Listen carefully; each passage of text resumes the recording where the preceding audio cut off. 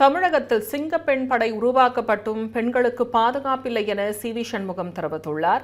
இதுகுறித்து விழுப்புரத்தில் அவர் பேசியதை தற்போது பார்க்கலாம். அம்மாவால் காப்பாற்றப்பட்ட இந்த அண்ணா திராவிட முன்னேற்ற கழகத்தில் அம்மாவை பின்பற்றி இன்றைக்கு வந்த லட்சக்கணக்கான பெண்களுக்கு இன்னைக்கு ஏற்பட்டிருக்கிற நிலைமையை பார்த்தீர்களா? இந்த அண்ணா திராவிட முன்னேற்ற கழகத்தில் இந்த கட்சியில் கருத்து வேறுபாடு ஏற்பட்டிருக்கலாம், எனக்கும் இபிஎஸ்க்கும் கருத்து வேறுபாடு ஏற்பட்டிருக்கலாம். அது வேறு கருத்து வேறுபாடு உங்களுக்கும் எனக்கும், கட்சிக்கு நமக்கு தான் பேசுகிறேன். நீங்கள் நடவடிக்கை எடுக்கிறதுக்கு அது உங்களுக்கு உரிமை இருக்குது, அதிகாரம் இருக்குது, நீங்கள் எடுக்கிறீங்க. நான் உங்களை விமர்சனம் பண்ணுறேன், அதுக்கு எனக்கு உரிமை இருக்குது. ஆனால் உங்கள் தலைமையின் கீழ்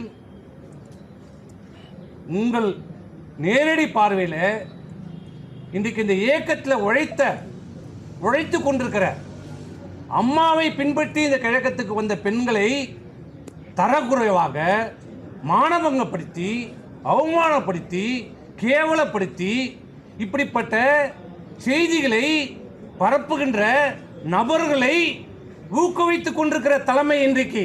இது நியாயமா? இபிஎஸ் அவர்களே, இதுக்கு உங்களுக்கு அழகா இருக்கிறதா? ஏன் உங்கள் வீட்டில் பெண்கள் இல்லையா? என் வீட்டில் பெண்கள் இல்லையா? எல்லார் வீட்டிலும் இருக்கிறாங்க. இது உங்க தலைமைக்கு அழகா?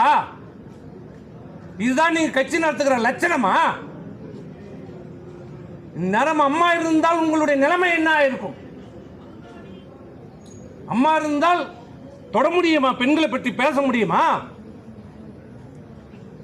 யாரோ ஒரு இபிஎஸ் இருக்கிறார், நமக்கு என்ன எப்படி கேட்பார் அவரு?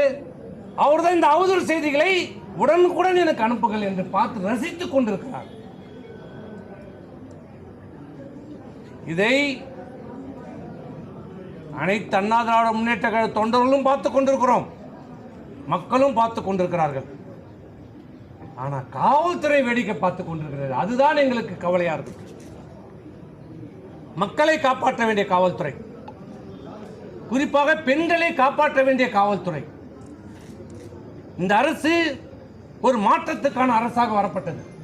மக்கள் ஒரு மாற்றம் வேண்டும், ஆட்சி முறையிலே ஒரு மாற்றம் வேண்டும், நல்லாட்சி வேண்டும் என்று ஒரு மாற்றத்துக்காக தான் இன்றைக்கு முதலமைச்சர் அவர்களுக்கு பெருவாரியான வாக்குகள் அளித்து இன்றைக்கு முதலமைச்சராக அமர வைத்து பார்த்திருக்கிறார். அவரும் முதலமைச்சரும் என்ன சொல்கிறார்?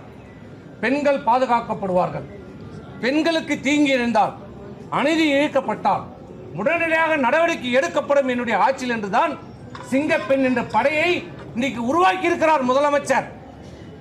ஆனால் இங்கே இந்த விழுப்புரம் மாவட்டத்தில் நிலைமை என்ன?